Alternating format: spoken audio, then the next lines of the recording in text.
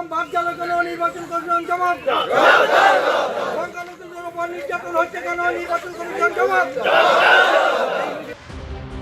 2002 সালের ভোটার তালিকায় নাম ছিল এসআইআর এর পর এখন তারা বিবেচনাধীনের তালিকায়। এই অভিযোগে উত্তর 24 পরগনার দেগঙ্গায় আছড়ে পড়ল বিক্ষোভ। আমাদের অভিযোগ রয়েছে যারা 2002 সালে ভোট দিয়েছেন এরকম বহু লোক, প্রায় 600-700 লোক, যাদের নাম আন্ডার অ্যাডজুডিকেশন হয়েছে without any notice. Total vote হচ্ছে 902। 902 জনের মধ্যে আন্ডার অ্যাডজুডিকেশন কজন? 693। দেগঙ্গার কুলুসুর গ্রাম পঞ্চায়েতের রানীহাটি গ্রামে 255 নম্বর বুথে মোট ভোটার 902 জন। স্থানীয় সূত্রে দাবি তার মধ্যে 693 জনেরই নাম চূড়ান্ত ভোটার তালিকায় বিবেচনাধীন রয়েছে, অর্থাৎ একটি বুথের 76.83% ভোটারই বিবেচনাধীন তালিকায় জায়গা পেয়েছেন।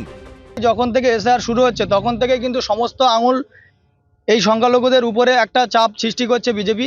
এই আন্ডার অ্যাডজুডিকেশন যেগুলো আছে এগুলো কিন্তু লজিক্যাল ডিসক্রিপেন্সিতে ছিল না বা এদের কোনো হিয়ারিং নোটিশ কিছু দেয়নি। যত দ্রুত সম্ভব যেন এই নামগুলো সঠিকভাবে স্বচ্ছভাবে যেন ভোটার লিস্টে আসে। যদি না হয় এই বুথে কোনোরূপ ভোট আমরা হতে দেব না। দেগঙ্গার রানীহাটি গ্রামের 255 নম্বর বুথের বিএলওর দাবি তার নিজের ও গোটা পরিবারের কারুর নাম প্রথম দফার চূড়ান্ত ভোটার তালিকায় নেই, অথচ এলাকার লোকজন তার বাড়িতে রোজই চড়াও হয়ে হুমকি দিচ্ছে বলে অভিযোগ বিএলওর। আমি তো আমার কাজ সম্পূর্ণ দায়িত্ব সহকারে কাজ করে বিডিও অফিসে এআরওর মাধ্যমে পাঠিয়েছি। এআরও যা কিছু করেছে ওপর মহল এলো, আমি তো এর জন্য দায়ী নেই। আমার বাড়িতে এখন প্রতিদিন 150-200 করে হামলা করছে। আমি একজন বিএলও, আমার 2002-এ নাম থাকা সত্ত্বেও আমার স্ত্রী, আমার কাকা কাকি, মা বাবা সবাই আমাদের অ্যাডজুকেশনে নাম আছে। প্রতি মুহূর্তে আতঙ্ক রয়েছে, এমনকি আমি বাড়ির থেকে বার হতেও পারছি না, আমি আমার স্কুলে কাজেও যেতে পারছি না। 28শে ফেব্রুয়ারি প্রথম দফার চূড়ান্ত ভোটার তালিকা প্রকাশের পরই উত্তর 24 পরগনা ও নদিয়ার একাধিক জায়গায় বিক্ষোভ দেখান মতুয়াদের একাংশ। এবার সেই উত্তর 24 পরগনারই দেগঙ্গায় ভোটার তালিকা নিয়ে অসন্তোষ প্রকাশ করে পথে নামলেন এলাকার সংখ্যালঘু সম্প্রদায়ের একাংশ। সমীরণ পাল, এবিপি আনন্দ, উত্তর 24 পরগনা। ভিড় জমেছে শিবিরে, শুধু সিঁড়ির খোঁজ নেই। লুকিয়ে রেখেছো আয়না, কিছু প্রশ্ন তো উঠবেই। ভাববে কিছু নতুন, শুধু ভাবের অবকাশে। ঘুণ পোকারা ডাকছে সমস্বরে, তাদের বৃথা হাহুতাশে। ইচ্ছে, স্বপ্ন, পরিশ্রম, মেধা, যোগ্যতা, এই সমস্ত কিছু দিয়ে একটা সুন্দর কোলাজ বানানো যায়। বেহালা পশ্চিমের জেনজিরা কি এই কোলাজ বানাতে পারবে?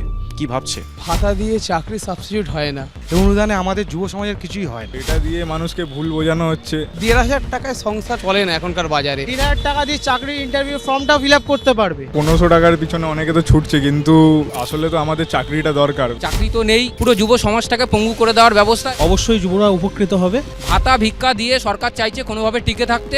রাজ্য সরকারের এই প্রকল্পটাকে অবশ্যই সাধুবাদ জানাচ্ছি।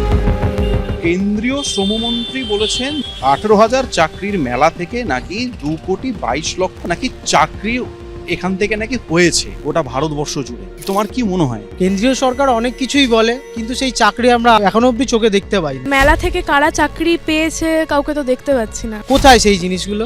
बंगाल में जॉब है ही नहीं। 26,000 चाकरी चोरी हो गया, दूसरे स्टेट में जा रहे हैं जॉब के लिए। यहाँ का सरकार बोलती है कि घुंगनी बेचो। আমাদের ভবিষ্যৎ অন্ধকার। অনেকেই বলে যে এখন নাকি স্কুল কলেজে পড়াশোনা হয় না, এটা কি সত্যি? না, এটা একদমই সত্যি না। স্কুলে টিচার নেই, বেহাল অবস্থা। সরকারি স্কুল কলেজ এই মুহূর্তে দাঁড়িয়ে বন্ধ হতে চলেছে। আমি যে কলেজে পড়েছি সেখানে এইরকম জিনিস কোনোদিন দেখিনি যে পড়াশোনা হয় না বা টিচাররা পড়ান না। আমার দিক থেকে একদমই ভুল জিনিসটা। বেহালার অবস্থা কি আগের থেকে বেটার হয়েছে নাকি আরো খারাপ হয়েছে? উল্টে আরো খারাপ হয়েছে। অনেক কিছু উন্নত হয়েছে, রাস্তাঘাট এখনো হচ্ছে, অনেক কিছু উন্নত, আগের থেকে অনেকটা ইমপ্রুভ আছে। পুরো পশ্চিমবাংলাটাকে অরাজকতা, সিন্ডিকেট রাজ সব রকম দিক দিয়ে ভরিয়ে দিয়েছে। হিন্দু, মুসলিম, খ্রিস্টান ধর্মীয়করণ নাকি মানবতা ধর্ম? অবশ্যই মানবতা ধর্ম। ধর্মের আগে সবসময় মানুষ। হাল ধরতে হবে শক্ত হাতে, বাতাসকে অনুকূলে এনে পাল তুলতেই হবে। গতিতে সাওয়ার করে টার্গেট ফিক্স করতে হবে জেনজিকে। বেহালা পশ্চিমের পর আমরা শুনে নেব অন্য কোনো কেন্দ্রে জেনজি বলছে কি। আর আপনারা চোখ রাখুন এবিপি আনন্দ। এবিপি আনন্দ, এগিয়ে থাকে, এগিয়ে রাখে।